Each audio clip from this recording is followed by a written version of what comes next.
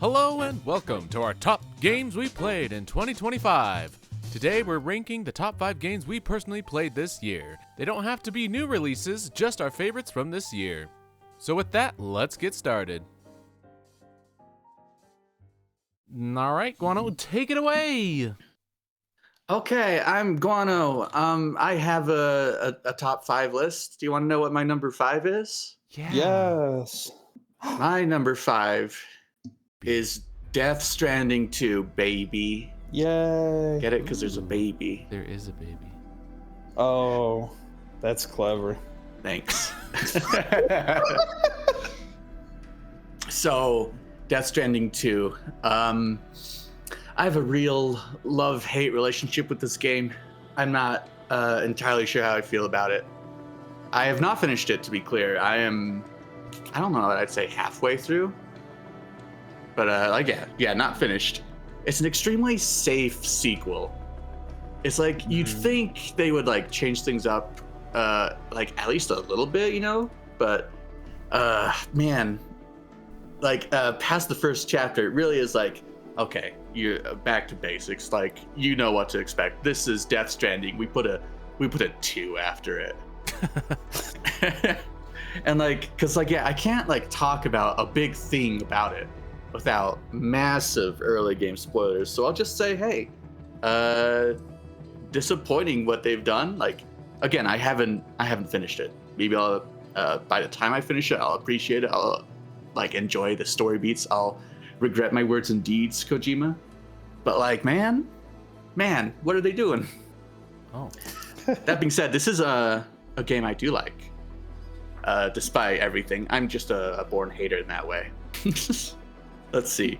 I love what they did with like the combat. You can take your backpack off. You can go Solid Snake on enemy bases when you need to. Ooh. Yeah. Which is to say, I am on the hardest difficulty. It's too easy. I don't feel it. There's nothing going on.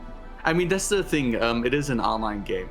Everyone's like structures and etc. are out there, and maybe I'd benefit from playing it offline sometime. I don't know. Yeah, I don't care for a lot of the new funny, quirky NPCs. Maybe they'll grow on me, but like Not a puppet guy? not the doll man. Oh. Sorry, doll man. All right, so I do have a comic that I will just quote. I think the comic is like literally reading a line from Doll Man. So in the game, you do get a copy of Moby Dick. Sam gets to read Moby Dick. He opens the book. Doll Man says, "Reading Moby Dick, are you, Sam? That's considered a classic of American literature, you know. As the name suggests, it's a story about a white sperm whale named Moby Dick. Captain Ahab, one of the main characters, uses a prosthetic leg made of whalebone to replace the one Moby Dick took long ago. He's obsessed with getting revenge against the whale, which he hates with a terrible passion, all while nursing the phantom pain of his lost leg. In the end, Ahab fails to exact vengeance on his foe and is dragged into the sea. His crew's only survivor is Ishmael, the book's narrator. He was rescued after clinging to a coffin-shaped lifebuoy. That's right, a coffin was his savior. Ironic, isn't it? How you use a thing makes all the difference." Thanks, doll man. I was going to read that book. Thanks. Wow. Spoilers. He should have been like, spoiler warning. Let me just tell you the basics. I don't know, yeah, good game. Hate this game. I'm going to play more of it. I think I'll Okay. love more of it later. Yeah. You'll say a lot of negative to say, but I don't know. I guess that's why it's your number 5 on You only my played list. 5 games this year. I only Some- played 5 games. Sometimes you just want to enjoy a messy, toxic relationship. Yeah. Uh-huh. All right, PCM, I hope you had time to prepare. I did. Okay, I hope y'all are ready for this last-minute intrusion on my top 5 list that I wasn't ready for. Intrusions. What? Oh. Ooh. Ghost of Tsushima. Tsushima.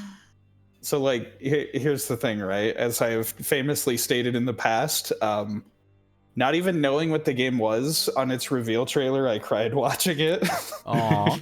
So I'm like, I always knew I was gonna like this game, but I just, didn't have a chance to play it until, Mr. Fancy Pants over there just handing out PS5s for free. Thank you, Guano. Yeah. And then buying me PlayStation Plus for a month on top of that. Listen, that's your Christmas gift. Yes, that was the Christmas gift. There you But go. yeah, so I didn't get super far into the game, and I'm aware that there's a lot of game, which is why this is kind of just hanging out at 5. Hmm. But yeah, even just from like playing through like the tutorial section and like a little bit into the game, I'm like, oh, this is good. Oh. It's got the prestige of AAA games, but it also is like, it feels like people cared about what they were making, which you don't always get with AAA. Yeah. You do like But it's your, like- samurais. Yeah, it's got just a really like gorgeous, chilling soundtrack and like all the cinematography. You get the slow scenes of him like unsheathing his blade from the Mhm. and it just like getting into a powerful stance while the music swells, and it's just like, oh, Yeah. it's good. I love like the consistent theme of like the wind and everything, and like how the wind guides you to your destinations and stuff. It's just Sucker Punch, those guys. Oh. They always go very different with the tones of their games, but like it's good every time. It's Are you playing on dubbed or sub? subbed. Okay. We did Gotcha. too. Gotcha. I feel like it's the authentic experience. I don't have anything against English dub. It's just, like I want to be immersed in it. Yeah. Mm.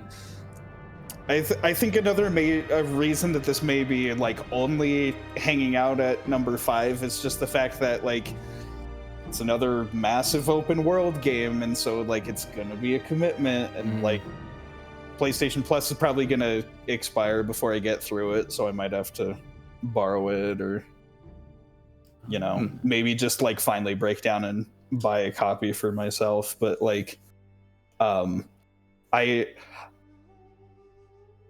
when I really like open world games, it's like, okay, this is worth like playing a billion hours because I enjoy it. But like I don't know if I'm gonna like keep wanting to play this like till the end, or like I definitely could see myself just like beelining it through the story and not like going for 100%.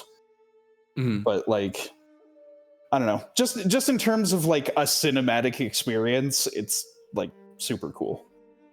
Nice. Yeah, Awesome. I remember. I liked it. I liked what I played of it when we streamed it. Mhm. It didn't make my top 5, but it had its charms. I like the combat's really fun. Yeah. So, Yeah. Once you get into that and some of the duels, it's gonna be really fun. I like what I've seen, even though it's just like at the beginning of the game. The fact that like you got dodging, light and heavy attacks, parrying. It's all the good stuff that a game needs to be actiony. Yeah. And I like that they have like the two themes of like being dishonorable and sneaky versus like being all like, oh, I must honor my family and like challenge my opponents directly without hiding and whatever. Like Mm-hmm. He has to learn to fun. be stealthy and a little Yeah. nasty with I it. Yeah. know. I like that. I like that he's like literally forced into a situation where he's so helpless that it's like, no, you gotta sneak. Like that's it's the only way you're gonna live. They got hostages, man. Yeah. No FaceTime. Well, just like you, this was also a late entry, literally this week. So, yeah, my list changed literally this week. So, my Ours. number 5 is Oh. Yay! I have a history with Hollow Knight. I'll say that. I played it Yeah. when it came to Switch when it first came out, and I remember not liking it. I was just like, I'm lost. The bosses are too hard, and I was just frustrated, honestly, and I gave up on it. And, you know, all these years I kind of held that grudge against it for no good reason, really. And then I decided, you know, what the heck? It's on Steam this time. Let me give it another shot. I'm actually enjoying it a lot more now than I did originally. Like, just embrace getting lost and enjoy the atmosphere. And man, it's been a treat. It really has. And I've only been playing it this week, so that's how crazy good it got. Okay. Yeah, like I said, the art is amazing. It's all hand drawn, and like you got all the parallaxing in the background is so detailed. It's just so mesmerizing. And it makes the atmosphere of the whole game just so moody and good, and like no other game has made me feel like this kind of weird sense of it's okay to be lost. You just kind of deal with it, you know? And I also love the combat now. I guess, I don't know, I got good. And now I'm just like, okay, no, this makes sense. You know, it's very simple yet complex. You know, you only got like your slashes, but you can change your directions. You can jump. You get other power-ups because it's a Metroidvania. You'll get like dodges or dashes and like other moves. So you can use Spirit. And yeah, I don't know. I just found it much more enjoyable this time. I've yet to beat it. I'm very close though. So I'm sure once I beat that, maybe it'll even move up on the list. But yeah, overall, I'm just like, all right, I'm glad I gave it another shot, you know? Yeah. Yeah, I'm in a similar way. Like I've briefly tried this, but like need to do a proper dive sometime probably. Yeah. I just recommending, you know, this is probably a good podcast game, I'll be honest, because like you're getting lost, so you might as well just play something in the background and then you just explore. But how will you appreciate the funny grub noises? I do appreciate them. I could pause my video, it's fine. Okay, thank you. I'm gonna need to put this essay on hold because this guy's making funny sounds. Yeah. No, it's a very cool game. Hilariously, also, I have seen my younger brother play the entire game start to finish, but I have like not once like touched the game myself. So I should probably remedy that at some point, but I do know what happens. So like I've basically seen all the game and I love it too. Nice. Yeah, I'm hoping after I beat it, I get to do an archipelago of it. I think archipelago would be really fun with this game. Mm-hmm. It seems like a game that's made for that. I definitely, yeah, for sure. Guano, number 4. Number 4. Number 4. Yay! It's a funny game called Tunic. Or Tunic. Wouldn't it be funny if I played this next year and it ends up on my top 5? That would be. Then we could have it 3 years in a row. Yeah, we'll continue our fun trend. Yeah, this is an incredibly cute game. Yeah, such a brave tiny fox. Such a good friend. It's a little tricky because, of course, for the sake of our dear friend PCM, and for like, I guess in general, to try and be spoiler free, it's like you can only really talk about the surface of this game, you know? Yeah. Yeah, like it's just a Zelda-like, you know. It's just a little action adventure thing. That's all there is to it, probably. Wink. Yeah, so of course you see like these strange secrets, and like there's a big secret going on in the game. So you're like, what is that? And like you start looking at everything like, are you a secret? Are you a secret?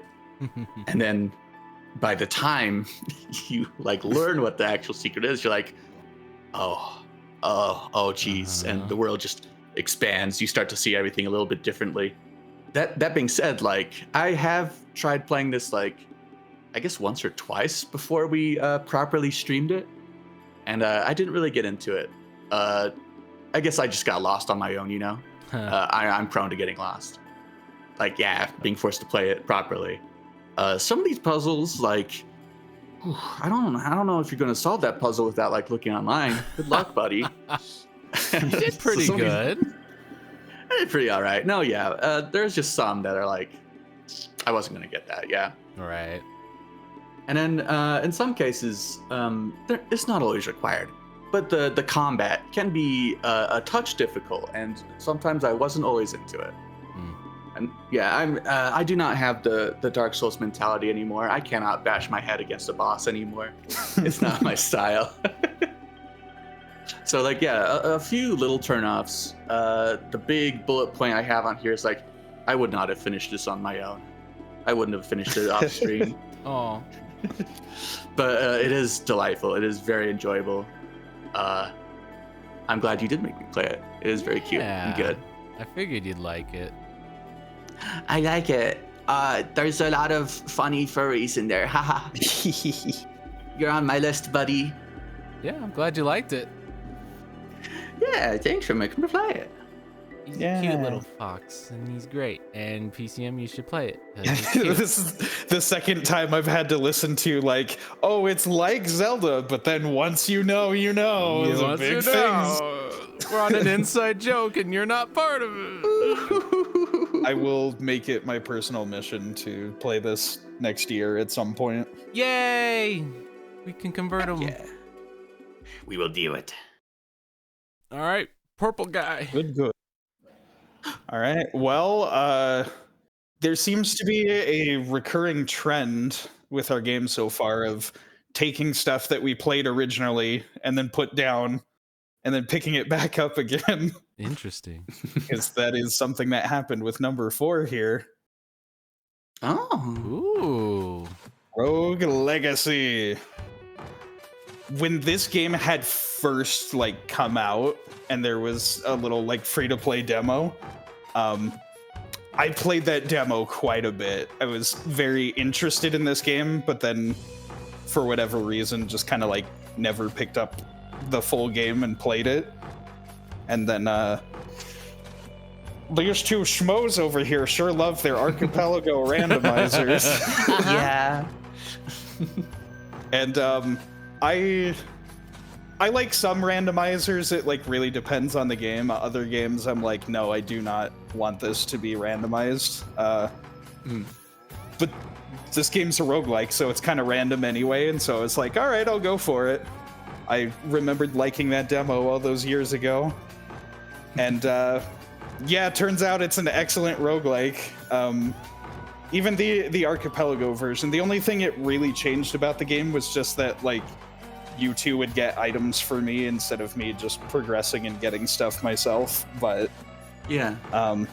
it's just a really cute little like 2D action platformer. It's all about just like running in like a goblin and killing everything in the room and grabbing the loot and being a little monster. And it's just like, yeah, it's got a lot of like charm to it, even though it's like very simple. I think especially like one of the biggest things that sells me on this game is that the soundtrack feels like, even if it's a little repetitive, it feels like good to just like keep listening to the tunes and like zoning out while you're scrounging all the rooms for loot and just like killing stuff. And so it like puts me in this kind of like zen state where I can just chill out. And Yeah, I'm looking at this track you've pulled up, which is only like, it's under 3 minutes long, but it's like, right. You loot this baby, keep it going. Yeah. Extend it. Yeah. I don't know. Every at least like one game per year, I like to have a good like zen, just kind of mellow out and do something mindless type of game, and this one was really good for that. Nice. Excellent. I'm glad we're I'm sure this will be further on your list. I'm glad we're indoctrinating you into the roguelikes, baby. Yeah, it's I was calling this the year of roguelikes for a reason. And yeah, we do love our archipelago. This works really well in it. Yeah, I'll have to give it a shot. I haven't played any of them. Yeah, it's a lot of fun. All right. Snarfy. Number my four. Number my four. Number my four. Guess what? What? Oh, what's that? Uh-huh. There it is, baby. Oh yeah. It may have taken like 3 years, but Horizon is finally on my top 5 list. Because we had Zero Dawn, which didn't make it, and then Call of the Mountain, which was close but didn't make it. But I think they finally nailed it now. Yeah. Yeah, this is a fantastic game. It's like a good AAA open world game. It has really good combat and really good story, and you don't usually get those all together, you know? But this game just somehow puts it all together in a nice package, and I've been having a blast playing through it. I definitely love the combat, even if I'm on like stupid sponge mode or whatever, hard mode. You're very hard, yeah. Yeah, but I just like that, you know, enemies have weak points, multiple weak points, and they can actually alter how the enemy behaves if you shoot off different parts of a machine. Yeah. I like how many different machines there are, and like each has its own kind of gimmick that you gotta adapt to. Yeah, and just like, I don't know, I found the combat like really, really fun. You got all these tools, you got spears, you got arrows, you got your bombs, you can slingshot. It's just like so much to use in combat and so much to fight. It's just, I don't know, that's probably my favorite part of this, is just fighting, you know? Fight. Yeah. And then I really like the story. You know, at the beginning I was just like, okay, you know, New World stuff or whatever. Okay, yeah, tribes. Yeah, I don't care much. And then you get to, I don't know how, I don't want to spoil it, but let's just say moon people show up. And then I was like, oh, hold on. Oh, okay, now this is getting interesting. And then you get into weird family drama. I'll just put it at that. Yeah, I don't know. The story actually like really interested me. It went hard into the sci-fi kind of genre, and I really appreciate that. So, yeah, been enjoying it. Gonna beat the DLC soon, I hope. And then, yeah. Cool. Like, yeah, I've had you streaming this one, so like you only get to play a chunk of it like every week or so. Yeah. So in ways I regret that you don't get to enjoy the open world, the more side questy stuff as much. No, It's okay. But yeah, I'm glad you're enjoying it. It's become one of my favorite series for sure. I kind of actually think because we piecemealed it that it's just kind of been like, we've been playing this game for almost a year now, so it's just kind of been a part of my life. So, you know, I can appreciate it from that point of view as well. It's your second life. God. Once again, I'm always the one behind the curve on these Sony games, but like, I remember feeling when I played the first one that I was like, oh, like the archery stuff is really cool and it feels like very well thought out, but this melee combat's kind of stinky and kind of shallow. And then I was like watching you play this one, I'm like, oh, okay, they put a bit more into the combat this time, and it looks really good. Oh yeah. The melee combat is kind of horrifyingly complex, really. It is, right? But like, if you take the time to learn it, I'm sure it's great. I prefer using bows and spears and stuff like that. You know what I could really use right now? What could you use? A number 3 from Iguano. Hey, I can do that. My number 3 game of the year. Bloodstained. Heck yeah. Ritual Denied. So this is the one. I actually had this higher up at my number 2. Ooh. But I was kind of like going through my bullet points, like I gotta write down bits and pieces, and not a lot was kind of coming to mind with Bloodstain. But like, it's good though. It's really good though. I had a lovely, enjoyable time though. Cause like, yeah, in a way, I'm a poser. I have not played like Symphony of the Night, you know. I have not played the Metroidvania, Castlevanias, if you will. But like, I know how reminiscent this is of those games. How much of like a love letter this is to that those kind of older style of games, I guess.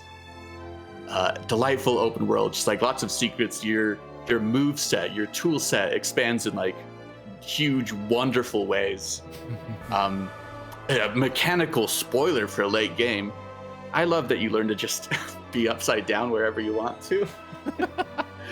Talk about like seeing the world in new ways. Like, oh yeah, this whole time you were meant to like be able to walk up there. Like, what in the world? And I guess I don't know how much of this is like patched in over a gradual release, but it's like so many neat side modes as well. You get like more than just like your basic boss rush, It has a built-in randomizer. Yeah, it does. Baby, that's pretty cool. Like, we live in this age of Archipelago is such an incredible thing, y'all. Number 1 game of the year, Archipelago again. Woo! But like, yeah, definitely in an age like before all that really came to our attention, having it built in is pretty incredible. That's awesome stuff. Just a good, solid game. It's a lot of love put into it. You can feel it. I think a lot of those extra modes were Kickstarter goals. So we definitely got them pieced. That makes sense, yeah. By the time you got it, we got it all, so. Fair enough. Yeah, it does feel like a Kickstarter game in that way. Yeah. A lot of portraits of patrons throughout the castle. Yeah, that was cute. Yeah. Glad I introduced you. I got two of your top 5s already. That's nice. Oh, you got me. Yeah, thank you. Yeah.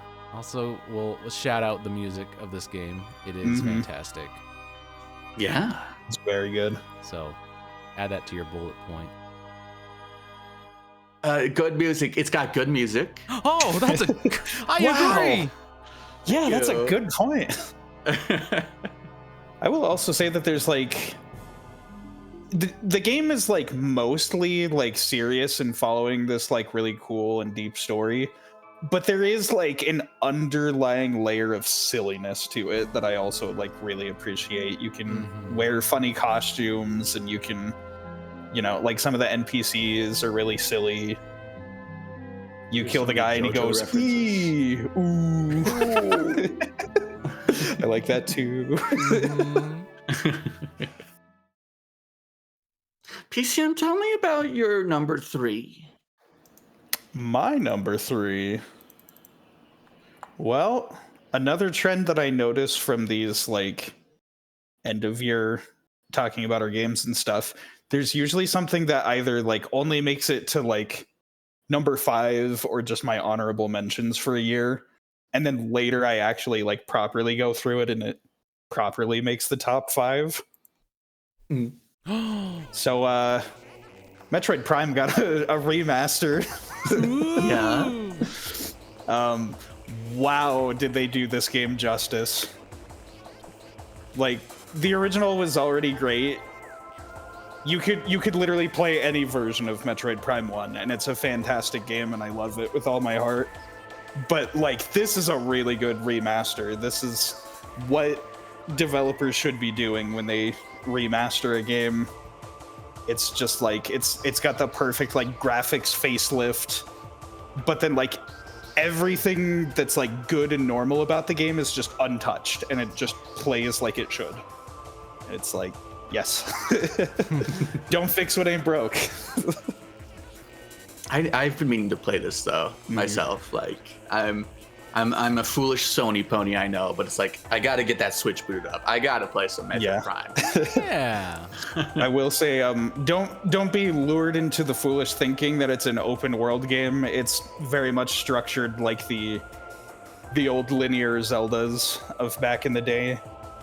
But I do kind of like the way the game is structured, that you like enter a new area and you explore like as much as you possibly can, and then right as you reach like the furthest distance, you get an item, and then you just run back through the world and just test it out on everything you can until you can find some new way to progress.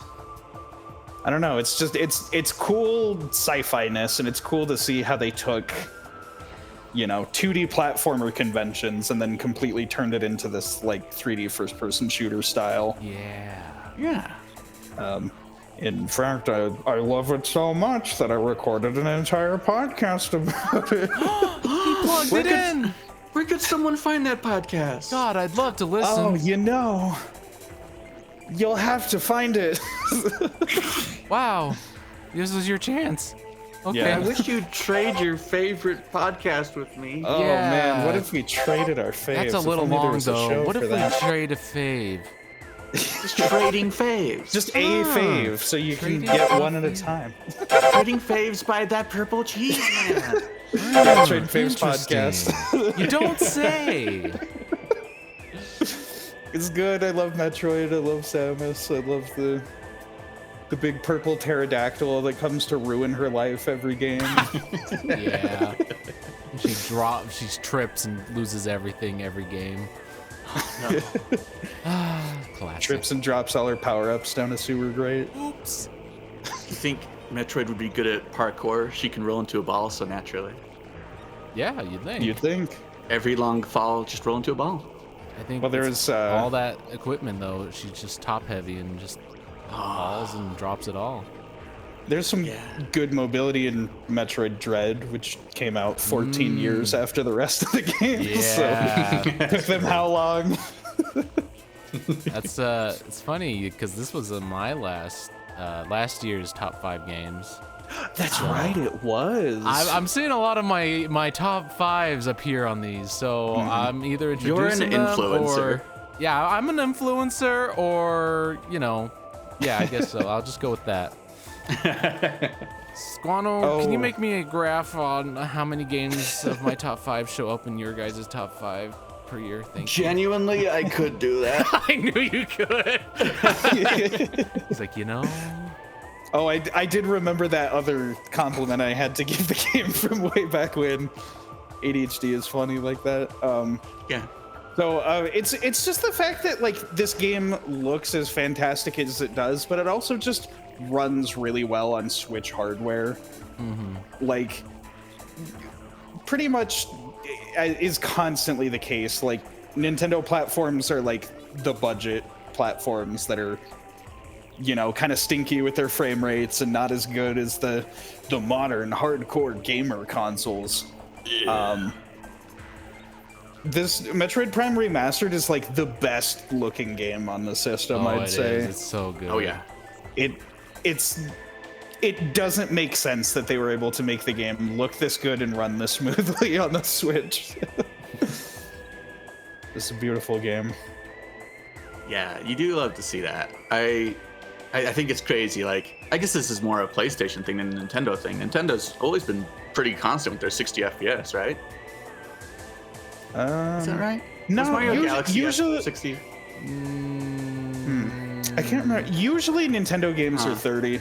Yeah. Okay. But this crazy. one's 60 on GameCube, and it's remained. It's just kind of like a, Wow. I don't know, a retro kind of thing. They like their 60. Excellent. Okay. Yeah, I Also- meant to say like PS3 was like 30 FPS all the time, and we're living in an age Right. where people are like, 60's pretty good actually. You know, it could be better, but 60's not bad. Bad. Yeah.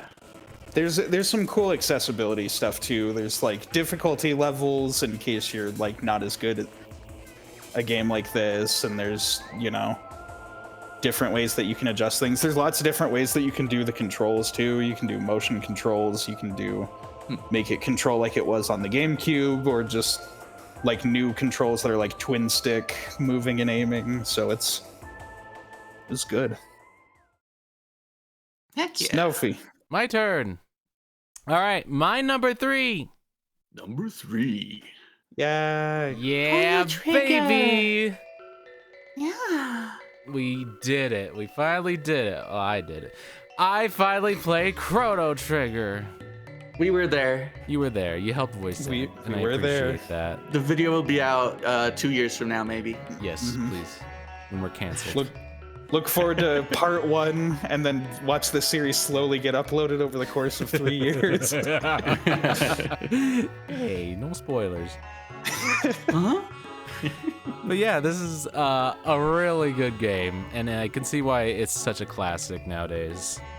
It's got a really cool story to tell, where it's obviously all about time travel, but I really love how it just embraces it. It's like, yeah, just the stuff you do in the past does affect the future, and you can actually use that to your advantage.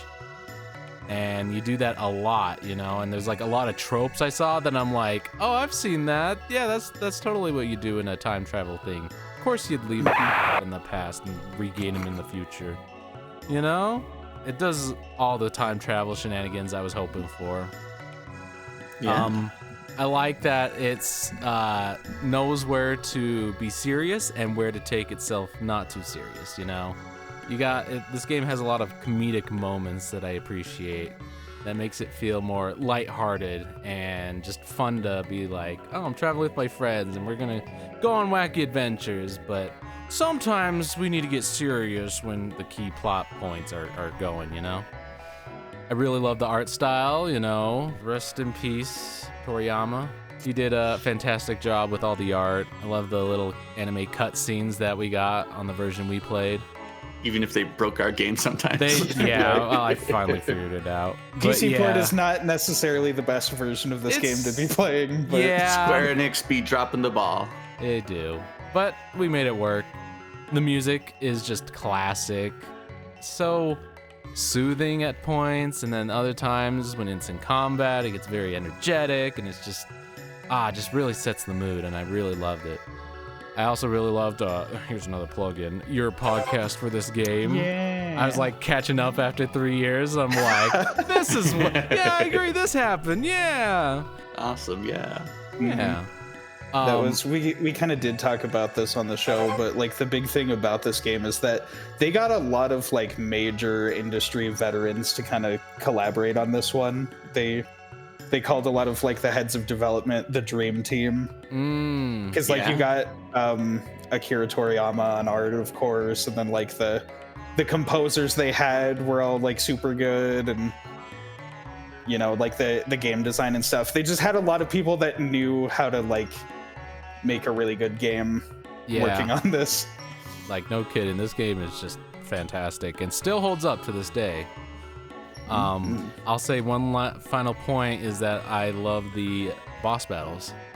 It feels like each one had its own kind of puzzle to figure out. It wasn't just like, oh, I'm just gonna grind and then I can just beat them how I want, you know? It's like, no, you have to actually learn, you know, their weaknesses or their gimmicks in order to beat them. And, you know, you'll die a couple times, but you can easily just load your save, change your how you're gonna fight them, and then retry. And I never felt like I had to grind besides like one time, and I could just like take each boss, learn, and then adapt my strategy. So I really appreciated that. Yeah, like your choice of gear is really important. Like, oh, having the ruby armor like to reduce fire damage for this particular fight turns out to be super key sometimes, you know? Yeah, exactly. You gotta like change your loadout, and yeah, that can make all the difference. Yeah, I really like this game. I really felt the age on it during our playthrough this time. Oh, really? But no, yeah, this is a classic. I love it. This is the first game that my now brother-in-law taught me to emulate. So, you dirty Chrono Trigger. I own it on DS, so I've paid my dues. But you know, yeah, nice. Yeah, that's a good one. It's a really good game, and I really recommend everyone at least give it a shot. You know, it's one of those classics. Yeah. My pie in the sky dream is that the Live Alive team would do a remake for this. I'd be down. But yeah, you know, Square, maybe though, one day. They won't. They're silly.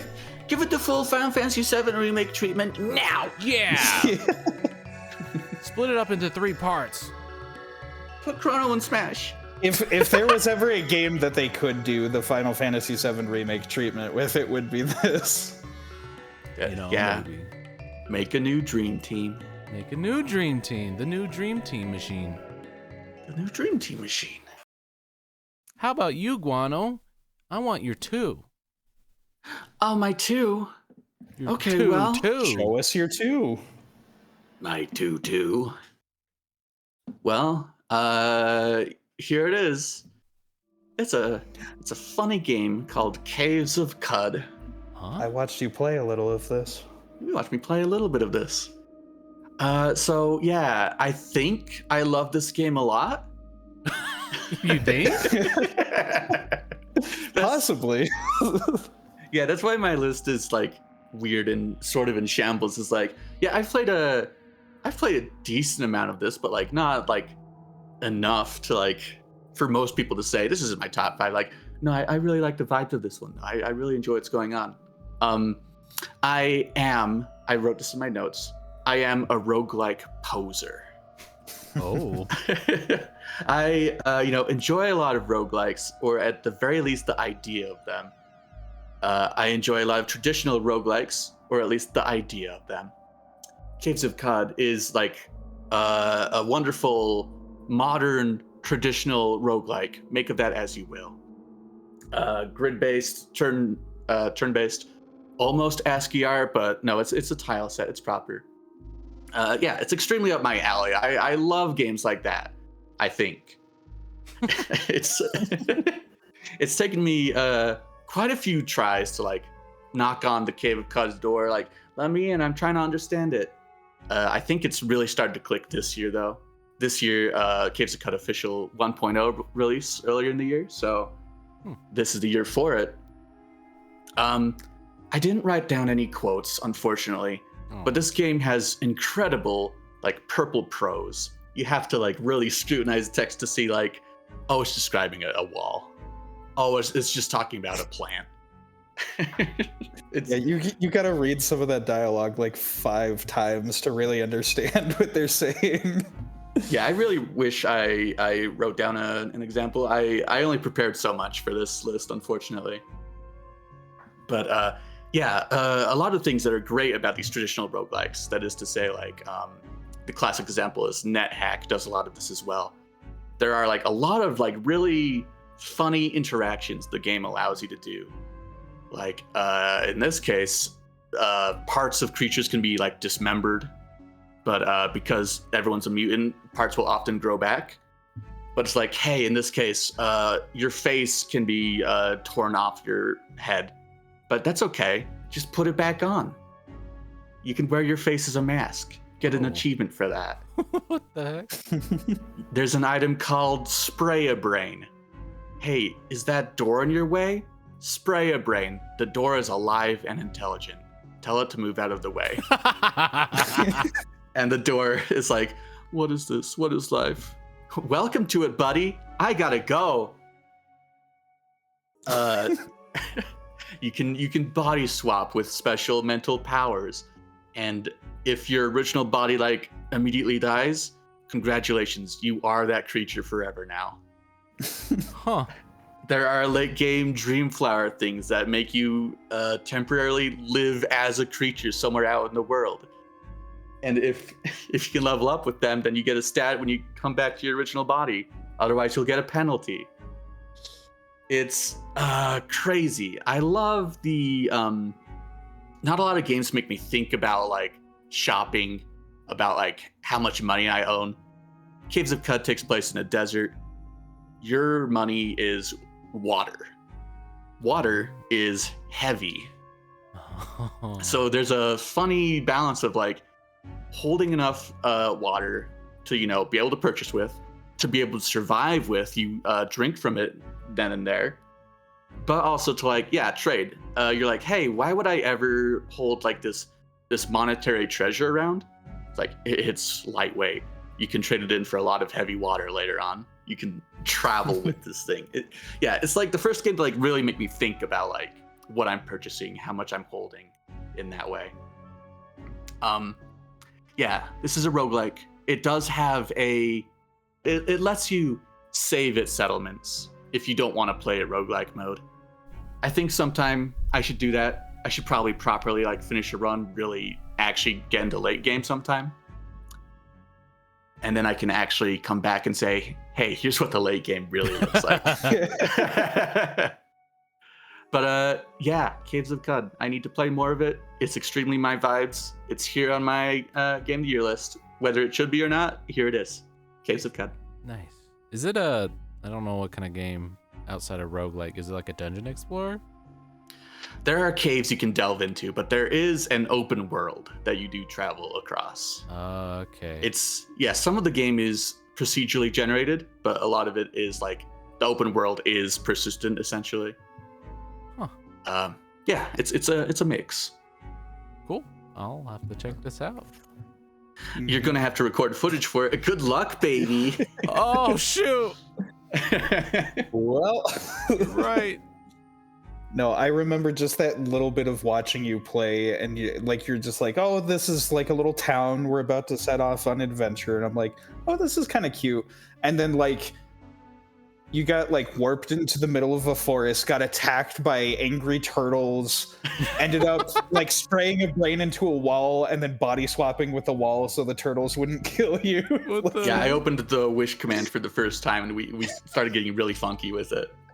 Oh my goodness. It's a very silly game, and it's not like anything I've seen. I know it's like traditional roguelikes, and I haven't seen a lot of those old ones, but like even for like what it's emulating from the older days, it's still like very like off the wall insane.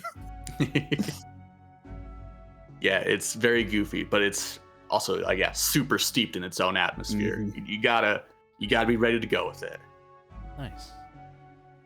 Yeah. Live and drink, friend. That's how I should end it. That's a phrase they say. all the Live and time. drink. Live and drink. Urine. Oh, Well, there spray are a a lot of brain liquids into you that can collect. urine. I knew it. PCM, how about your number 2? Yay, my number 2. So what's your number 2? All right, children, sit down for a second, because when I tell you how close this was to being my game of the year, and like I kept going back and forth on what I wanted my game of the year to be, and like this morning it was at number 1. Ooh. And then like just like spur of the moment, I was like, no, this game's fantastic. It's worthy of being number 1, but I'm still gonna put it at number 2. But like, just understand this is a really good one. It's Hades. Yay! Nuts! God damn it! Hades. Hades, No! Yeah, so nearly my game of the year, which is like I cannot stress this enough. This is like one of the best games I've played, like not just this year, but like in a long time. Yeah. Something has to be number 2. Mm-hmm. Yeah. It's I love this game. It gets absolutely everything right. The soundtrack, the vibes, the gameplay, the characters, and the story. It's addicting, and it's again, it's another roguelike, so like they want to keep you coming back and replaying the game a bunch. So I feel like they did a great job of that. And I think specifically like this is absolutely the best way to tell a like progressing linear story in a roguelike game that has you replaying the game a bunch. They really figured out a way for it to like make sense that you're, you know, fighting through and then dying and going back to the start and fighting through again. Yeah, as a roguelike poser, let me tell you, Hades is like, revolutionary in the roguelike storytelling scene in that way. Yeah. Yeah, because like that was the thing. Like again, I loved Rogue Legacy, but it is kind of just, you know, going through dungeons until you die and like slowly getting farther and farther. With this one, there's like a whole mystery in the narrative, and you're trying to figure stuff out. And our main character Zagreus is such a moody, angsty teen, and he's got this really like "shut up, Dad, don't tell me what to do" kind of vibe that's like really funny. It's just like really witty dialogue, like a lot of these games that we've talked about over the course of this, just like good balance between like humor but also like really cool and like really serious stuff. And I think also just like I churned this game for like as much gameplay as I could possibly get out of it. I got all the achievements. I did like so much of the optional stuff. Like the only thing left to do was like the Pact of Punishment, where you add harsher penalties like there's a reward for beating it with like 32 penalties on your character. Wow. And like I could not do that, but like basically everything else there is to do in the game I did. It's a good one. Mhm. Heck Good yeah. vibes. Yeah, I played this. Wano gave it to me. That was nice. Mm. And Yeah, it was like a Christmas thing, I guess, when it released. yeah, what I really loved about it was just like the story never stopped. You know, I just like you die and keep going up, and you know you do loops, but like everybody had something new to say, and like you do something different, or you know you bring a different weapon, they'll have something to say about that, or you know what boons you choose. It's just like, there's so much in there that you'll probably never hear the end of all the dialogue. It's Yeah, like fantastic. dying is not a huge bummer. It's like I get to talk to everyone again. What do they have to say today? Yep, Yeah, it's extremely super rad. well thought out, and it sticks to the Greek mythology theme super well, but also like plays into it in just the right ways. And I'll say also, I love the art. Very like hard shadows and contrast, and it's just a unique art style that I have never really seen. Really colorful lights on like the edges of characters. Yeah, Yeah, it's very gritty. gritty's a good term. Yeah, Yeah. good choice there. So that is number 2. I mean, I've got to record another top 5 video with my brother tomorrow change on the it then. podcast. It might just flip back to number 1. I'll be like, you wait know? a second. It would only be fair. You know, I like yeah. one of the main reasons that I almost wanted to make this my game of the year is that is definitely the game that I spent the most time playing this year. Yeah, So we I need definitely to. give it for that. Like, none of us have really played Hades 2 yet, right? Not Yeah, I still got to. I did want to wait until, you know, after we did this, so I'm not just like front loading Yeah. my top 5 with Hades, but I'm excited to play the second one as well. Yeah, just because I hear like a lot of people like that seems to be sinking into the background for a lot of people. Like, we got to get in there. We got to see what's going on now. Yeah, definitely. All right. So for my number 2, Oh. Void Stranger. Void Stranger. This is a weird one because I kind of just played it out of the blue. I just saw, oh, it's in your family library. I'm like, oh, I've seen Guano play this for like 5 minutes. I'll give it a shot. Something to play on my Steam Deck. And yeah, what a game. I was surprised what this game has in store. So I don't know the term, but they're basically puzzles where you can Sokoban? Sokoban, that's it, where you have to move and push blocks, but you can't like turn around. That you have to move in order to turn, basically. And so Sokoban these nuts. God damn it, Guano! Sorry, Caves of Calm. Thank you. Now we all There you go. have Number some 2 is dirty- awful. Yeah, all right. Yeah. But yeah, all the puzzles are fantastic, and they ramp up as you go through. And you know, there's points where I'm like, I can't figure this out. This is too hard. And then, you know, I'll take a break and then come back and be like, oh yeah, that's how I do it. You know, I never had to look up the solutions to puzzles, and there is a lot of puzzles. If you don't like puzzles, this may not be the game for you. But if you like them, there's tons of them, and you'll be replaying them because this game is weird and kind of a Metroidvania, which I love.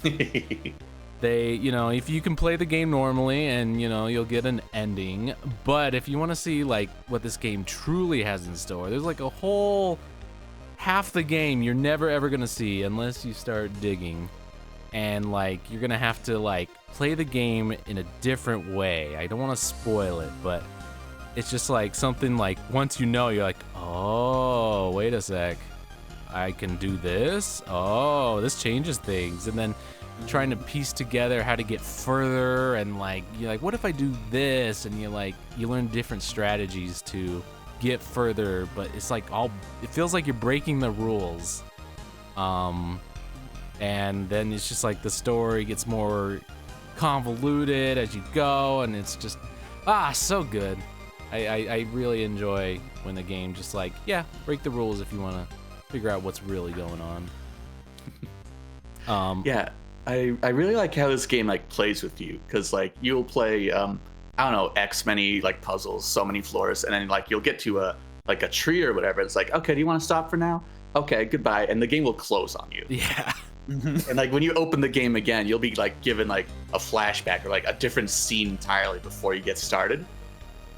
Like, yeah, those are really neat. I don't know if that's like why I stopped. They gave me too many delicious stopping points for my own good. But yeah, the game plays with you in a really interesting way. Oh yeah, you're just like, do I want to be voided? Is that a good thing? And you like, you don't know that answer until like way into the future, and it's just like, I don't know. There's just like so many. It's so secretive, and it just tries to hide it from you, and it's up to you to figure it out. I will also say the music is fantastic. Yeah, especially for a game where you're gonna be like in a puzzle room for quite a bit trying to figure it out. It's like perfect amount of variance, but it can repeat endlessly and not feel too grating, and it's just so good. And then the ending gets, I can't spoil the ending, the true ending, but it gets like crazy. I'll just say that. There are like, there's demons, and they sure act like demons, right? Yeah. Yeah, it's just fantastic. I highly recommend it. Even if you don't like puzzles that much, I still think you should give it a shot. Or at least look up playthrough. That way you don't have to do the puzzles and just enjoy the story and the weirdness that you have to do to beat it. That's fair. I think I might give it a try, but I am notoriously a puzzle disliker, so... It is in the Steam Family Library. Give it a try. That's right. Yeah. This is one that I have been curious about, but never finally dug into, so I give it a little look-see. Yay! Oh, yeah. Alrighty. Guano! Wait. That was our second. My number one. No, wait a sec. God damn it. Oh, I'm sorry. You told me to. So, how are we gonna have like each person take a turn to just list off their mentions? Yeah, pretty much, and just kind of a free-form conversation, like, oh yeah, I also have that or whatever. So, okay. Guano, go ahead. You take the lead. Cool. I have 2 honorable mentions listed here. The first one is Dispatch. It's like the new, I don't know if it's literally Telltale, but like the crew behind the Telltale games, right? Story-based, X character will remember that as you make decisions. It was a lot of fun. It was really delightful. The gameplay itself kind of dragged pretty quickly for me. I was like, whatever. So a lot of that was like, should I watch more television shows? Should I just see more procedurals like this? Because like, yeah, the characters are fun. It's a vibe. It's a good time. I've been interested in that one. Yeah, it's good. I've heard good things about it, but I've also been avoiding it in case it's something that I like and I can go in unspoiled. So that's the tricky part, right? Yeah. I guess like, yeah, my YouTube shorts are full of the different choices you can make in Dispatch. It's good. A lot of the YouTube shorts are like, that's right, they really did include this small detail. Like, that's a major choice, man. That's not a small detail. Yeah, Dispatch is good. I'd recommend it. My other game is like, maybe it should be on this list itself, frankly. I don't know. Ghost of Yotei. Yeah, that is serious about that. Yeah, it's really good. It's very similar to Ghost of Tsushima. It doesn't like make a lot of changes in that sense. The plot is open though. Like you have targets and you're like, which one will you go after first? All right, head off. So I've kind of headed off to like the northernmost point. It feels like a very difficult area. Maybe I shouldn't be in yet. Here is the main kicker. I am playing it on lethal difficulty. Some of the timing is bullshit. No, thank you. I can't parry that. No human can parry that. Get good. You could. Like, yeah, when it works, it's satisfying. But you die so quickly. When I get back to it, I should probably lower the difficulty. Is my thing. Do it, yeah. No, don't do it. That's the thing. I'm gonna feel shameful, and I'm just gonna stop playing it again. You dishonor yourself by lowering the difficulty. Oh no. Be dishonorable. Sneak in there and lower the difficulty. Yeah, I think I like it more than Tsushima thus far. But Okay. yeah, right. The caveat there. I need to get back into it. Yeah. Otherwise, good. I need to. I'll do it more. I'll play more of it. All right. Purple Man, what's your honorable mentions? Wouldn't you know it? Like, there is quite a bit that was like vying for a place on this list, so I'm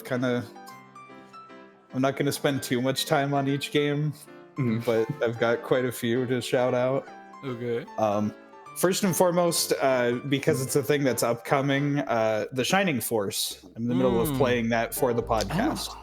It's probably the only reason it hasn't placed somewhere on the top 5 is just that I'm not done with it, and I want to see how it sticks the landing. Yeah. But it's really cute. Good, like, retro game. It's a lot like Fire Emblem, but then there are like certain decisions that they make with the gameplay design that make it very different than Fire Emblem, and so I'm gonna have a lot to talk about on the podcast when we get to that. Yeah, I don't know much about that, so I'll learn a lot. Yeah, I'm definitely we're gonna structure that episode with like presenting this to people that have never heard of it. Nice. Because it's a bit of an obscure one. It definitely didn't take off like Fire Emblem did, but Yeah. it's pretty cool so far. Another one I want to talk about. This was almost my number 5 on my top 5. The Sonic Unleashed recompilation came out at the start of this year, and like, boy howdy, that is the best way to play Sonic Unleashed. It is so good. Let's see. I also just like privately on our own time hanging out with Sakura, we went through Professor Layton Unwound Future. Oh, awesome. Okay. That's like the 3rd game in the series. That one was really good. It's so funny how it's just like cute little like, oh, solving puzzles and like, oh, there's this like mystery, like, is time travel real? And then it just like escalates and things get so heavy and so dark for no good reason. Like, even like with the other Professor Layton games, the previous 2, it was like lighthearted until like the end of the story. It kind of escalates. This one, it escalates like in the middle of the story and then just stays there. It's kind of like hilariously very high stakes for just a game where you're doing little puzzles. But then also it's like, oh man, like the whole city's gonna be destroyed if we don't do something. And then some old man on the street's like, hey, you got time to solve a puzzle? And they're like, of course we do. Okay, if 2 trains are headed this way, A and B. It's the apocalypse. That reminds me of the puzzle. Yeah, basically. It's so silly like that. The tonal whiplash is just very fun, but then it's also like, it still manages to get really emotional at the end. I'm like, that's pretty good. These Professor Layton games are onto something. I want to play those. I wish I knew more I'd recommend about it. I'd recommend it to you puzzle enjoyers. Yay! I'm a puzzle poser. I would probably really love that game, actually. Mm-hmm. Heck yeah. And again, it's kind of one of those games too where like if you don't want to do the puzzles, you can just like watch a playthrough of it and get all the story that way. But I guess. it's a very cute and compelling story. But also you could be a smarty pants and Yay. so that's another one that was pretty close to getting in the top 5. I don't have as much to say about the rest of these, but they were just like really cool games that I played this year. Dominoid, puzzle game about dominoes. Oh, you did play that a lot, yeah. I did play quite a bit of that. I feel like the mechanics weren't like deep enough that I'd want to put it on my top 5, but like if you enjoy things like Tetris or Puyo Puyo or whatever, This is a free-to-play, which like that's also a big draw to the game. Free-to-play puzzle game where instead of just like matching like 3 colors of something, you have to like create squares of like the same color to like dissolve everything.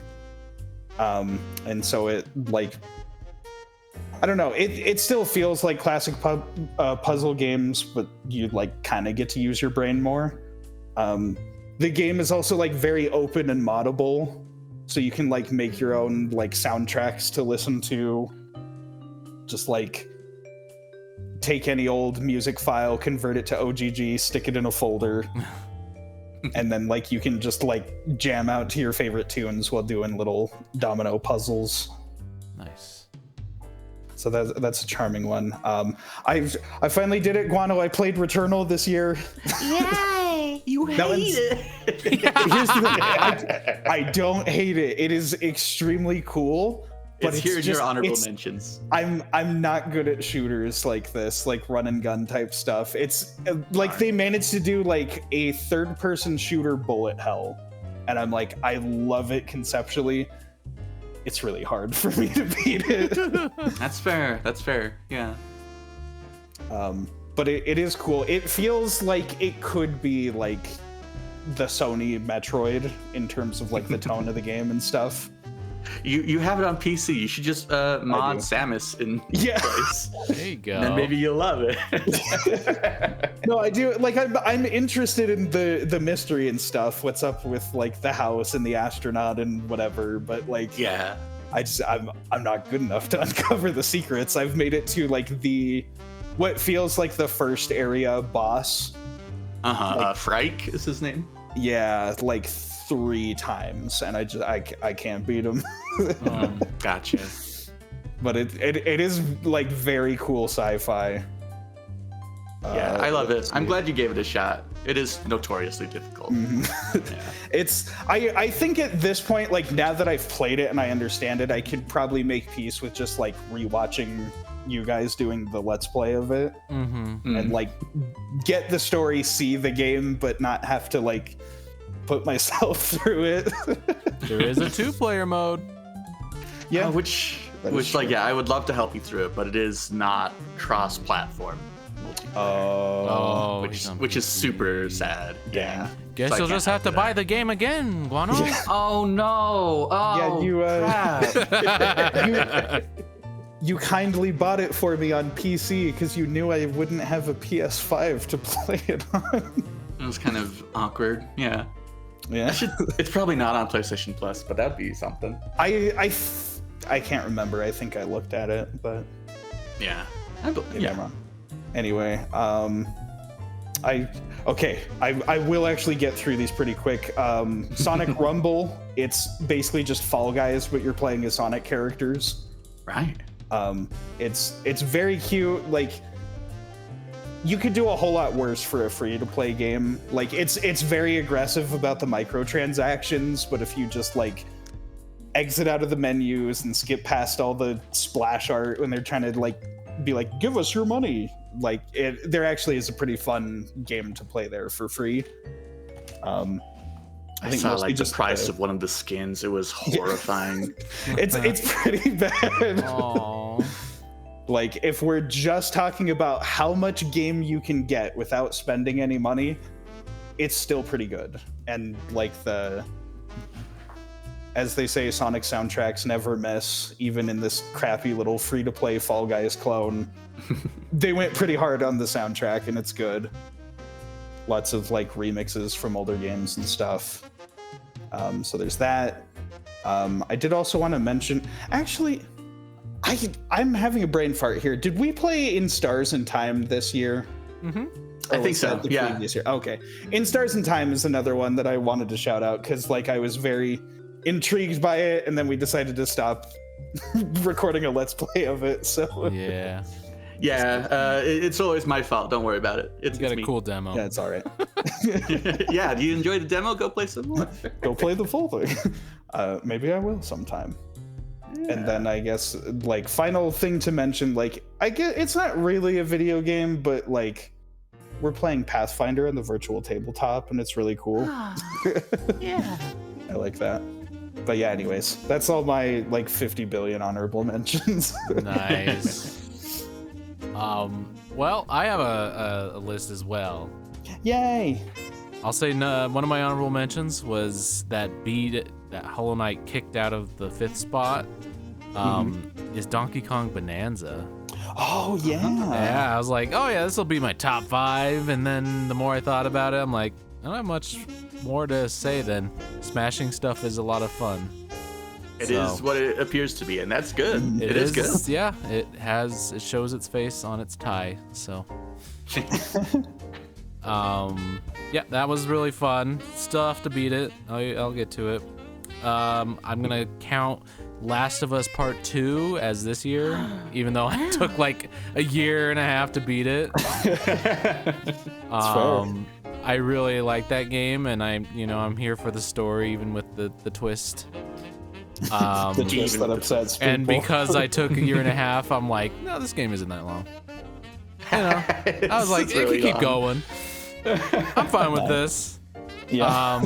It is a very stressful game, though. I'm like, Oh yeah. especially on the hardest difficulty. I was just like, oh boy, I can't do much long sessions of this. That's why it took me like months to get back to it.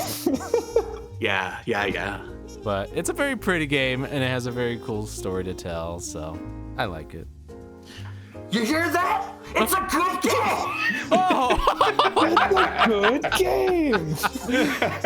That's a woof. All right. No, I'm glad you enjoy it. It is a nightmare of a game, though, for sure. Yeah. I will say we played Deltarune Chapter 3 and 4 this year. Yeah. Yeah. That was really fun. I like where the story is going. It's getting interesting. And I think he just knocked it out of the park with the music this time. It's just, every time I'm like, he can't top this. He topped this. Oh, check this out, though. It's just, so I good. believe at this point it's like not even just Toby Fox on the soundtrack anymore. He's got like multiple artists now doing stuff. It's Well, like, wow. they're all good then, because I'm looking at my YouTube music rewind, and it's like, your top artist, Toby Fox. I'm like, yeah, that in tracks. our Jackbox game, yeah, you said if Toby I could only Fox. listen to one artist, yeah, Toby. Yeah, I kind of threw myself under the bus there, didn't I? Outed myself. So yeah, that's a really fun game. I'm hoping the story, lands really good. I played the Talos Principle 2 DLC, Road to Elysium. I was just trying to get footage for my last year's top 5, and then I played the DLC, and I was like, this is really fun. Because the puzzles are brutal. They're just like the hardest they've ever made them, and it's just so fun. I love a good brutal puzzle, and I'm just like, You're a puzzle boy. This took me an hour to enjoyer. solve. I just appreciate that game. I just wish my computer could run it better. It's good, yeah. Gotcha. Dredge, I played and beat. That's a fun game, especially if you like, ocean fishing, Lovecraft horror. Lovecrafty and stuff. It's just like, yeah, you don't want to go spend, too long out in the night, and then you just like you hear things in the dark and like see shadows following you in the mist, and you're like, okay, this is getting scary. But yeah, that was a really fun game. I played and beat Dying Light. I've been waiting to play and beat that like 10 years ago when it came out. Really fun game where it's a zombie survival open world, but the main gimmick is parkour. So you just like can jump on the buildings and run across rooftops and like hop on zombies' heads, and it's just really fun. Oh yeah. And you got Craig Smith, voice of Sonic, just like I just hear his voice every time he talks, and I'm like, Sonic, why would you say that? That's not like you. It's silly. I liked it. Mario Kart World. Yeah. I think it was a really good game. It has fantastic music. They remixed a bunch of their old music from outside Mario Kart, which I really For enjoy. real, yeah. Very pretty. I like, they're trying something new, But I've been like spoiled too much on Mario Kart 8. I feel like, 'cause I'm like, where's my like 96 tracks, you know? And I don't care much for the intermission tracks, you know? Mario Kart 8 really was lightning in a bottle levels of success, and it's kind of like, okay, now it's going to take them some time to figure out how to top that. Yeah, I definitely appreciate Mario Kart World like had to do something different after Mario Kart 8. Yeah. So, yeah. So, you know, maybe it'll get better with some DLC and patches, but yeah, right now it's just an honorable mention. I played Mass Effect. That was really early on. I've actually got a podcast like lined up. I'm going to be playing Mass Effect this next year. Ooh, really? So yeah. Nice. Well, yeah, it's fun. Very sci-fi, and like you're in it for the story. I love how just like Commander Shepard is just like he lacks a personality, but that in itself is a personality. Yeah. Like he says everything direct without much change in his tone, you know? Like you'll say one of the prompts is like, "What does this thing do?" He'll say, "What does this thing do?" And it just, I don't know. It just like at first it's jarring, but then it grows on you and you're like, "Okay. All right, you." Yeah, I plan to play as Femme Shep, the female Shepard. Okay. I hear there's quite a bit of difference between the two in that way. Oh, okay. Yeah, I just went with the normal. So, yeah, you'll have to let me know if it's Adorable. adorable. The male one is adorable. Adorable. And then I guess one last shout out, Manifold Garden. It's another puzzle game. First person puzzle game, but it's weird and abstract. And if you've played, I made you play it, Antechamber. Oh, right. Basically, it's similar to that, but like that, you know, the gimmick is kind of just like you kind of loop on the world itself. Like you'll fall and then land on the ceiling. It's kind of weird like that. So I don't know. I had a lot of fun playing that. So those were my games. I miss the memo. You guys are over there with like your puzzles and stuff, and I'm like, it's the year of roguelike, guys. Oh, buddy. You Listen. haven't heard? That was last year.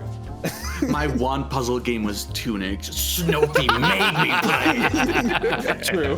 Yes. Look forward to more puzzles in your future, Guado. God, no! No, he liked Melina. Caves of Cod better. He's on my side. But what if it is a puzzle game? Make a Resident Evil where like all the little puzzles are full puzzle games. That would be amazing. Yeah. But yeah, that's all of my honorable mentions. We had a lot this year, Right. so. I only had 2. Smile. But yeah, with enough delay, I think we need to get started with our number ones. I'm number one. Wano. Okay. So this one feels a little silly. Oh. My number 1, What? Ah. Marvel's Spider-Man 2. Did you see that one coming? No. I didn't even hear you talk about this one. Really, that's interesting. But let's hear it. So this entry is the one that makes me realize, like for me at least, I'm pretty sure for a lot of people, 2025 has been a long year. This feels like I played this another year, but near the beginning of this year, yeah, I was doing my silly thing. I'm playing out the first party PlayStation game. Yeah. So like, yeah, I played a lot of Spider-Man 1 again because I played it previously, but this time I really got into it. This is the try that really took me. I played Miles Morales, and then of course here we are, Spider-Man 2. So this is the one I picked largely because it was new to me for this year, 2025. I think I prefer the first game a little bit more, but like, yeah, this represents all of them really. Mm-hmm. Spider-Man, this feels really good to play. Can you believe it? It feels good to swing around the city with your special spider powers. It's like Spider-Man. Yeah, it just feels really good to play.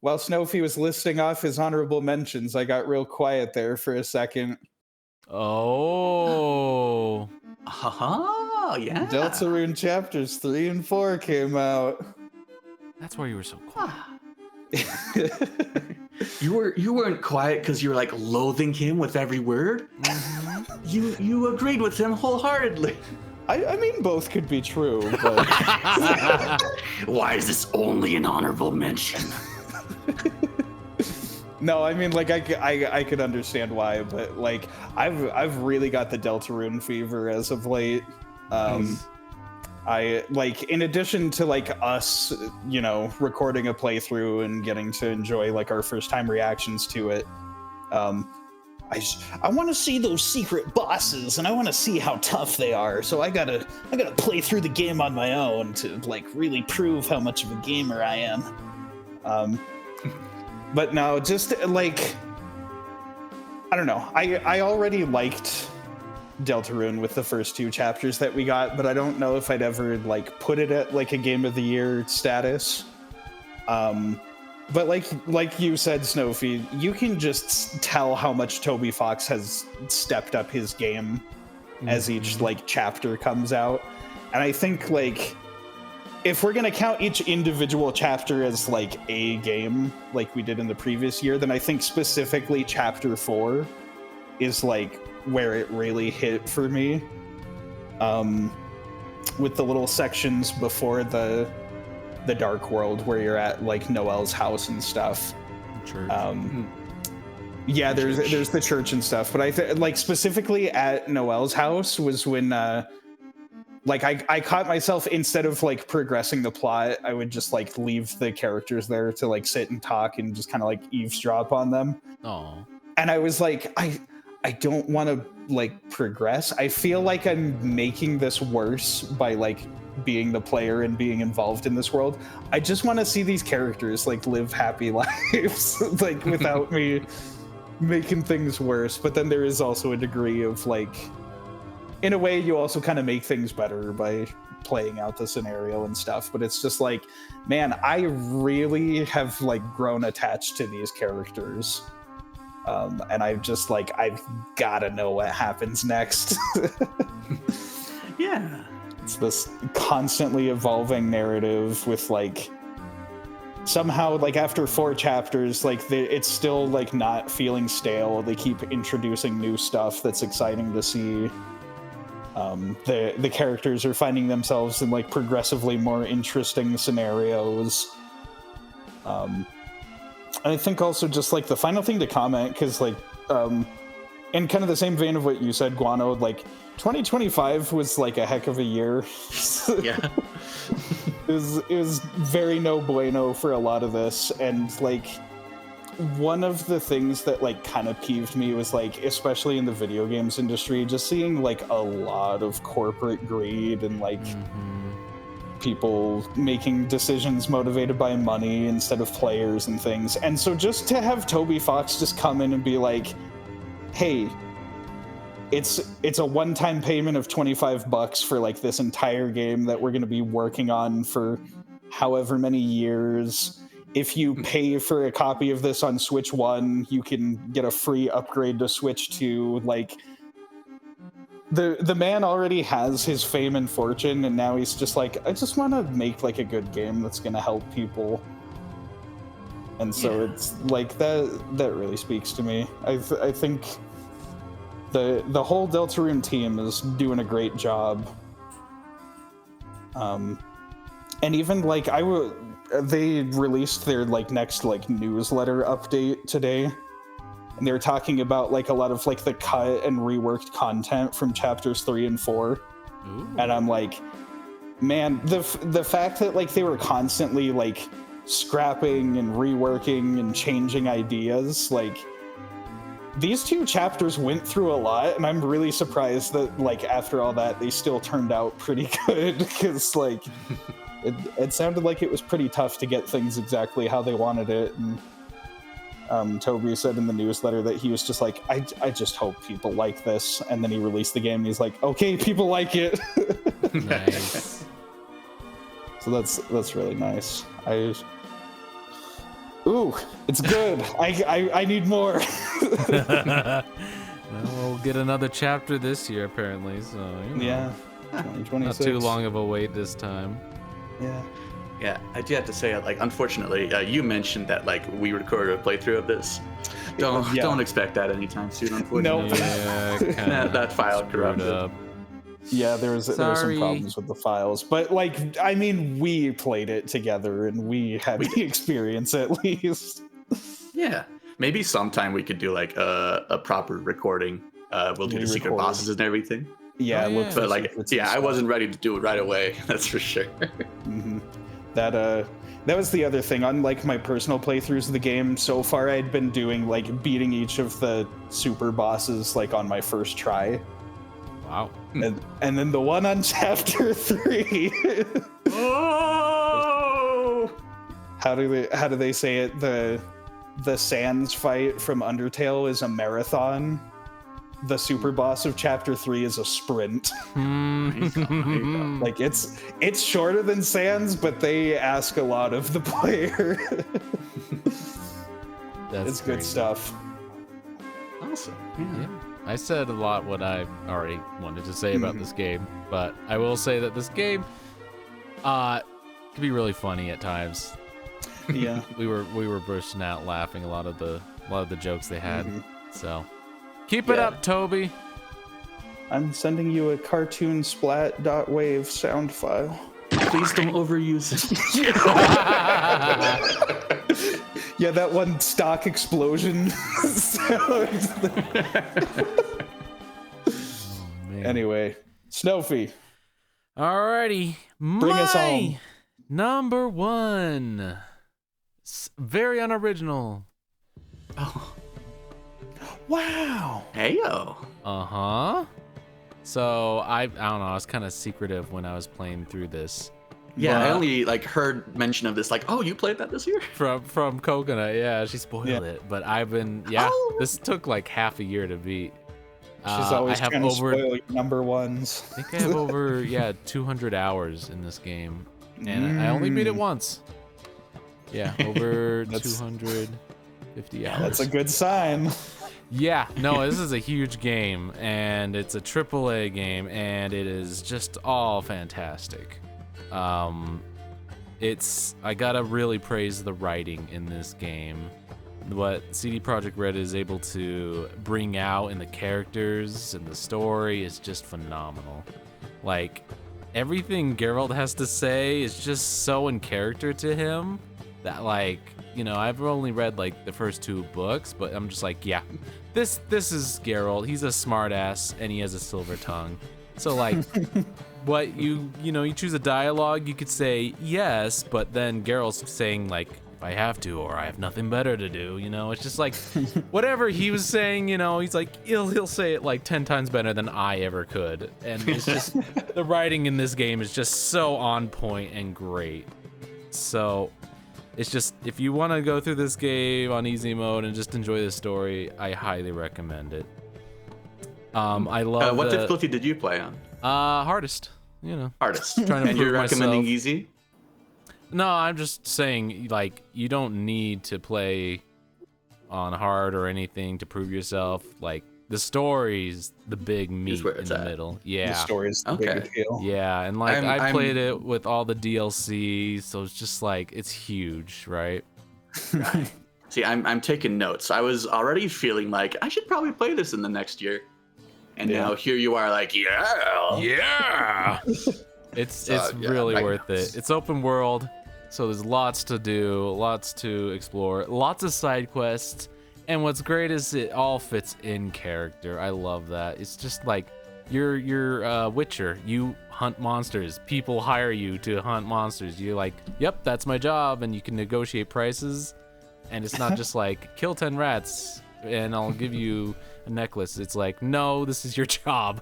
It's like, yeah, Witcher, it a makes job sense. for you. Yeah, exactly. And like each side quest is interesting. They don't feel like they waste a single one. It's just like each one has like a different story arc, and some get dark and some are just silly. It's just great.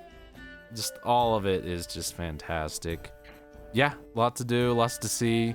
The story's just fantastic. I can go on and on repeating myself, but there's a reason why, it's like people consider this one of the greatest games of all time. Yeah, I bet. And what's nice, you don't have to play any of the other games. If you want to play Witcher 3, start with Witcher 3. You don't need to play 1 or 2. Okay. Yeah, I felt like we attempted to play Witcher 1 some long time ago, right? I remember I definitely gave it a shot, but I thought we both tried it, not necessarily together, Yeah. but it's a rougher game. Yeah. it's not okay. aged well. They're apparently remaking it, so we'll see how that turns out. Huh. But yeah, I just recommend 3. You don't need to wait. Don't need to read the books. You can just enjoy it for what it is. All right. Awesome. And then one final note is Gwent is really fun. I'm, Right. I didn't see myself as a Gwent player, but man, it's so good. It's just the way it plays is very simple and fast, and that's what makes it so good. And then the strategies that can stem from that is like in a game of itself. And what I like about it is that it's all optional, because Coconut didn't care for it, but there's side quests and part of the main quests where it's like, well, you gotta place in this Gwent tournament, or you can sneak around and just, do whatever it is you do. And I'm like, nah, baby, I'm here for Gwent. Let's play the game. Or there's another time it's like, well, we gotta wait for this ambush. Do you want to play some Gwent? I was like, heck yeah! That's It great. was so good and so fun. I love that game. And I'm like, Awesome. it's the reason why all these other games are copying it, with Strike and Horizon Forbidden West. And there's some other mini game in the new Final Fantasy VII remake. It's just, Like Fort Condor. yeah, they're all like, oh, we got to have this mini game. So there's a little side thing to do. But none has been able to beat or top Gwent because of its simplicity and its, funness. So that's basically my top 2 games in one right there. It's just Nice. right there at the top. Dang. All right. I'm curious to see then. We'll have to get back to with the Shovel Knight stuff, because in King of Cards they made a little deck builder card game that goes along with the platformer stuff. Ooh. So I have a feeling you might like that as well if you. okay. as invested in I'm here this, for but- it. I am down. Yeah, for it. I've always been so curious about The Witcher, and I had an opportunity back when I lived with my mom and stepdad. My stepdad had an Xbox in this game, and I could have played it, but then I moved out and I just never got to it. So I'm like, I should play this sometime. Yeah, it's if you want to commit to it though, it is long. So I only did main quest and side quests. I didn't really go for the collectibles or question marks on the map. I just mainlined it basically, and then 200 hours later, Yeah. it is a time sink. 150 of those hours were just playing Gwent. Yeah, a lot of it was Gwent. I won't lie. That's good. That's good. Cool. Yeah, I'll definitely plan on this for the next year. Yay! Then we could see it in your top 5, and then your graph will grow bigger. Oh no! Oh no! I'll try to whip up a graph so you can put it on screen right now if you want. Sure, let's see what it looks Show our like. previous top 5s and Show us the stats. How it's all connected and infecting other type 5s. yes, Snowfy, you are the infector for sure. It always starts with Snowfy plays something, shows it to Guano, and then I feel left out, so I play it the year after Guano plays it. Yeah. Cool. I mean, I get to infect with Forbidden West at least this year, so. That's true. You did infect me gotcha. back. God damn it. Awesome. But yeah. So that's our top 5 games of the year. What did Hooray! y'all think? Was a good year? I think so. I think there are a lot of good games. I really felt myself not playing them this year. Oh. Yeah, this was a weird year for gaming, because there was a lot of big stuff that I just like chose to skip out on. But then like I found a bunch of like smaller games and stuff, and so it kind of ended up evening out. But Yeah, we're all evidently fools. None of us played Expedition 33. Oh, they're right. clearly, You know. It's on my list, and by the time this comes out, Coconut's gonna be a very happy person. Yeah, I'll yeah. just say that. Merry Christmas. Wink. Merry Christmas. Cool. But yeah, hopefully next year we play more games and good games and all sorts of stuff. And yeah. yeah. No. Uh-oh. No. Well, all right. We got one no, Right. one yes. So. Everyone have a shitty New Year. And a shitty New Year.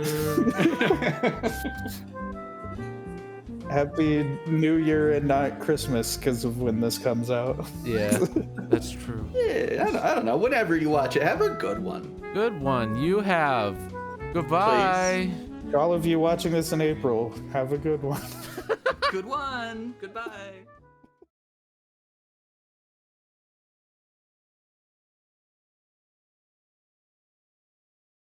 I was gonna say I like that the video. He's just like, look at the credits, but then you saw his switch dim because he Yeah. hasn't been moving for 5 minutes. I don't know. I laughed at that. I didn't say it when you were showing Hollow Knight. Did you guys have the automatic captions on? No. No, I did not. All right, so in the Hollow Knight one, it just bracket music, Uh huh. and then later it said bracket music. The choir's just like, Like, what are you doing? Um. Yeah, it was very fun. That's that's hilarious. silly.